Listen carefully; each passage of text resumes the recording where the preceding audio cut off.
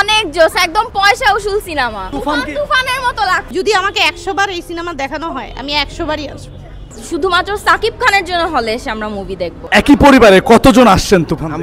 আমরা 15 জন আসছি, বাচ্চা সহ 15 জন আসছি শুধু এই তুফান দেখার জন্য। এবং টিকিট আমরা বুকিং করছি গতকালকে সকালবেলা এবং মানে জাস্ট বিকাশে টাকা নগদ পেমেন্ট করে দেন আমরা মৌখিকভাবে ভার্বালি পেমেন্ট করছি এক সিরিয়ালে 15টা টিকিট শ্যামলী হলে দেখি। শ্যামলী হলের জন্য কোথাও আমরা টিকিট পাইনি, শ্যামলী হলে লাস্টে পাইছি। অসাম, অস্বাভাবিক, অদ্ভুত, অন্যরকম, এক্সিলেন্ট। বাংলাদেশে যে এভাবে ছবি হতে পারে তা আমরা কল্পনা করিনি কখনো। এক্সিলেন্ট এক কথায়, একদম ফাটাফাটি। মানে লাস্ট দিকে যেগুলো আমরা মানে যেটা ভাবি সেটাই হইতেছে না, কল্পনা যেটা করা হইতেছে ওইটাই তারা বিট করে অন্য কিছু নিয়ে আসতেছে। রাফি বারবার বলছিল যে তুফান আসছে, অলরেডি এসে গেছে। তো তুফান এসে এই তুফান কতদিন পুরা?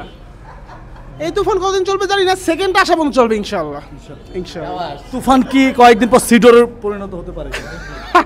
সেটা তো সেকেন্ড পার্ট আসলে বোঝা যাবে। সিডারই চলতেছে।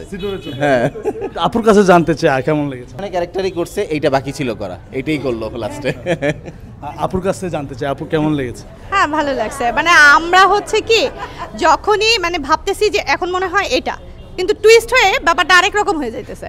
এই একদম লাস্ট সিন এইটা দেখার জন্য যদি আমাকে 100 বার এই সিনেমা দেখানো হয় আমি 100 বারই আসবো। লাস্ট সিন তো মানে একদম মুভি অফ দ্য মানে কি বলবো সিন। ভালো লাগছে। আমি মানে দেখার পর আমি বুঝতে পারিনি যে সাকিব খান এইভাবে এরকম মুভি করবে। হ্যাঁ দেখছি, অত ভালো লাগে না, কিন্তু এটা খুবই ভালো লাগছে। খুবই পজিটিভলি দেখছি।